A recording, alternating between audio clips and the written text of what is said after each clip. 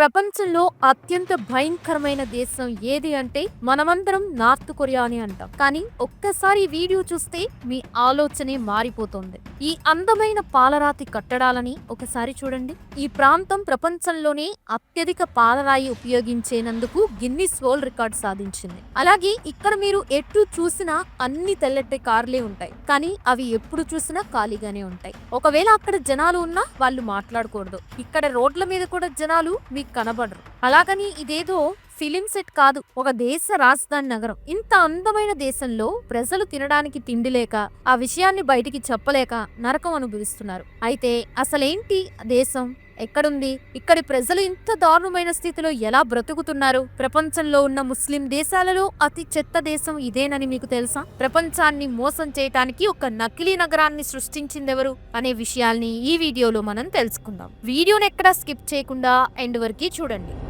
ఇప్పుడు మనం చెప్పుకోబోయే ఆ భయంకరమైన దేశం పేరు తుర్క్మెనిస్తాన్. ఈ దేశం పరిస్థితి ఎందుకలా తయారైందో తెలుసుకోవాలంటే మనం 1944 నాటి భయానక చరిత్రని, తుర్క్మెనిస్తాన్ నియంత సాపర్ మురాద్ నియాజో సృష్టించిన కేజీబీ తరహా నిఘా వ్యవస్థని మరియు వేల మందిని మాయం చేసిన ఓవాధాన్ డేపే జైలు చీకటి రహస్యాలని పరిశోధించాల్సిందే. ఆ నకిలీ అందం వెనుక ఉన్న తుర్క్మెనిస్తాన్ నిజమైన ముఖం గురించి, ఉత్తర కొరియా కంటే దారుణమైన నియంతృత్వం గురించి వివరంగా ఈ వీడియోలో మనం తెలుసుకుందాం. ఒక నకిలీ నగరాన్ని సృష్టించడం, దాని వెనుక అత్యంత భయంకరమైన సత్యాన్ని దాచిపెట్టడం అనేది కేవలం తుర్క్మెనిస్తాన్ కి మాత్రమే పరిమితమైన కొత్త వ్యూహం కాదు. ఈ భయంకరమైన ప్రదర్శన చరిత్రలో ఇంతకు ముందే చోటు చేసుకుంది మరియు దాని పరిణామాలు ఊహించలేనివిగా ఉన్నాయి. 1944లో రెండవ ప్రపంచ యుద్ధం జరుగుతున్నప్పుడు నాజీ జర్మనీ తమపై అంతర్జాతీయంగా వస్తున్న హోలోకాస్ట్ ఆరోపణలను, యూదులపై జరుగుతున్న క్రూరమైన అణిచివేత వార్తలని కప్పిపుచ్చడానికి ఒక మాస్టర్ ప్లాన్ ని అమలు చేసింది. అదే ఆపరేషన్ 7 ఇయర్ షిఫ్ట్. ఈ ఆపరేషన్ లో భాగంగా చెకోస్లోవేకియా లోని తెరేసియన్ స్టాడ్ అనే నిర్బంధ శిబిరాన్ని ఒక నకిలీ ఆదర్శ నగరంగా మార్చారు. నియంతృత్వ ప్రదర్శన నాజీలు స్విట్జర్లాండ్, డెన్మార్క్, స్వీడన్ వంటి తటస్థ దేశాల నుండి రెడ్ క్రాస్ ఇన్వెస్టర్లను ఈ నగరానికి ఆహ్వానించారు. ఇన్స్పెక్టర్లు అక్కడికి చేరుకున్నప్పుడు వారు చూసిన దృశ్యం ప్రపంచాన్ని నమ్మించేలా ఉంది. శుభ్రమైన వీధులు, పచ్చని తోటలు, కాఫీ హౌస్లలో నవ్వుతూ సంతోషంగా ఉన్నట్టు నటించే యూదు కుటుంబాలు, కిండర్ గార్డెన్లలో ఆడుకునే సంతోషంగా ఉన్న పిల్లలు, అధికారులు అడిగిన ప్రశ్నలకు ఎలా సమాధానం చెప్పాలో వారికి ముందే శిక్షణ ఇవ్వబడింది. మేమిక్కడ సురక్షితంగా ఉన్నాము, మాకు సాంస్కృతిక స్వేచ్ఛ ఉంది అని చెప్పేవారు. ఇన్స్పెక్టర్లు తమ నివేదికలో తెరేసియన్ స్టాడ్ లో అంతా ఆమోద్యయోగంగా ఉంది, ఎటువంటి సమస్య లేదని రాశారు. కానీ ఇదంతా సృష్టించబడిన భ్రమ మాత్రమే. ఆ నగరమంతా ఒక సెట్.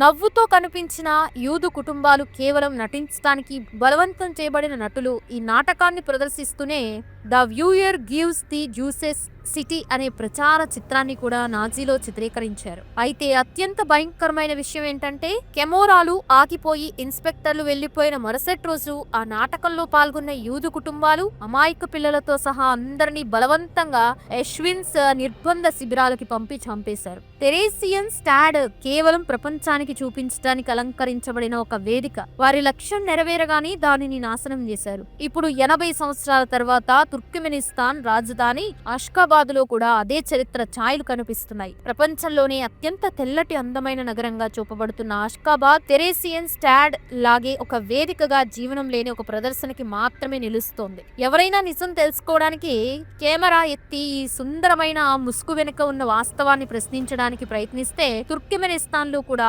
తెరేసియన్ స్టాడ్ భయానక చరిత్రే పునరావృతమవుతుంది. అదే రహస్యాన్ని దాచటం, అదే దృశ్యాలు, అదే భయంకరమైన నియంతృత్వం.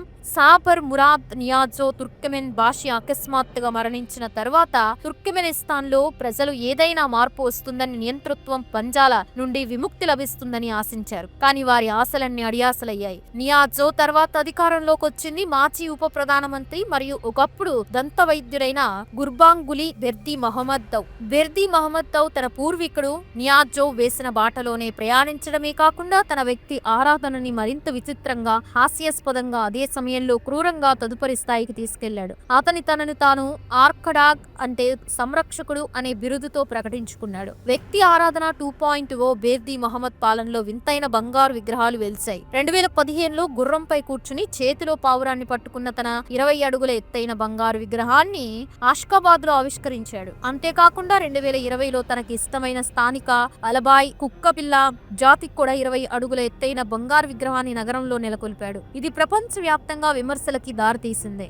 అతను కేవలం రాజకీయ నాయకుడిగా మాత్రమే కాకుండా ఒక యాక్షన్ హీరో, ర్యాపర్, డీజే, క్రీడాకారుడిగా ప్రచారం చేయబడ్డాడు. స్వయంగా పాటలు రాసి పాడి తన పాటలతో ఆల్బమ్లు విడుదల చేశాడు. సైకిల్ పై వెళ్తూ తుపాకీతో షూటింగ్ చేయడం, మిలిటరీ ఎక్సర్సైజ్ లో పాల్గొనడం, కార్ రేసింగ్, గుర్రపు స్వారీ వంటి సాహసాలు చేస్తూ తనని తాను సర్వశక్తిమంతుడిగా చూపించుకునేవాడు. క్రూరమైన ఆంక్షలు అతను తన ముందు నియంత మాదిరిగానే వింత నియమాలని అమలు చేశాడు. తెలుపు రంగు అదృష్టాన్ని తెస్తుందని నమ్మి 2018 నాటికి రాజధానిలో నలుపు ఇతర రంగు కార్లను నిషేధించాడు. పోలీసులు నల్లటి కార్లని స్వాధీనం చేసుకుని యజమానుల ఖర్చుతో వాటికి బలవంతంగా తెలుపు రంగు వేయించారు. మాజీ దంత వైద్యుడైనప్పటికీ నియాజోవ్ మాదిరిగానే పిల్లల పళ్ళని బలంగా ఉంచుకోవడానికి ఎముకలు నమలాలని సలహా ఇచ్చాడు. చిన్న వయసు పురుషులు గడ్డం పెంచడాన్ని నిషేధించాడు. అతను జంతువుల పట్ల తీవ్రమైన ద్వేషాన్ని చూపాడు. పెంపుడు జంతువులపై యుద్ధం ప్రకటించి వీధుల్లోని జంతువుల్ని కీటక సంహారక మందులతో కూడిన ఆహారంతో క్రూరంగా చంపుంచారు. కరోనా వైరస్ వంటి అంటువ్యాధుల గురించి మాట్లాడడం నిర్ధారించడం కూడా నిషేధించాడు. ప్రజలు తప్పనిసరిగా దేశాధినేతకి భయంకరమైన ప్రమాణం చేయాలి. అందులో మాతృభూమిని, అధ్యక్షుణ్ణి నేను మోసం చేసే క్షణంలో నా శ్వాస ఆగిపోతుంది వంటి పదాలు ఉంటాయి. నియాజో వదిలి వెళ్లిన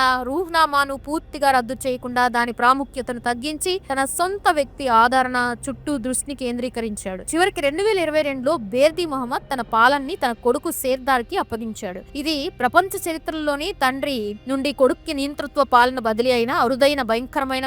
ఫర్ ఎగ్జాంపుల్, తుర్క్మెనిస్తాన్ ఒక డాక్టర్ పాలనలో కూడా తన చీకటిని మరింతగా పెంచుకుంటూ పోయింది. ఉత్తర కొరియా కంటే కూడా గోప్యంగా ఉంచడం ప్రపంచం నుండి వేరుగా ఉండిపోయింది. ఈ రోజుకి తుర్క్మెనిస్తాన్ ప్రభుత్వం ప్రపంచానికి ఒక నకిలీ చిత్రాన్ని మాత్రమే చూపిస్తోంది. లోపల మాత్రం మానవ హక్కుల ఉల్లంఘనలు, భయం, పేదరికం, స్వేచ్ఛ లేని జీవితాలు కొనసాగుతున్నాయి. తుర్క్మెనిస్తాన్ కథ కేవలం ఒక విచిత్రమైన దేశం గురించి మాత్రమే కాదు, ఒక నియంత తన ప్రజల చరిత్రని, ఆలోచనలని, గుర్తింపును ఎలా పూర్తిగా నాశనం చేయగలదని దానికి భయంకరమైన ఉదాహరణ. తుర్క్మెనిస్తాన్ ప్రపంచానికి ఒక గాజు గోడ వెనుక ఉన్నట్టు కనిపిస్తోంది. వెలుపల అందంగా, లోపల చీకటిగా.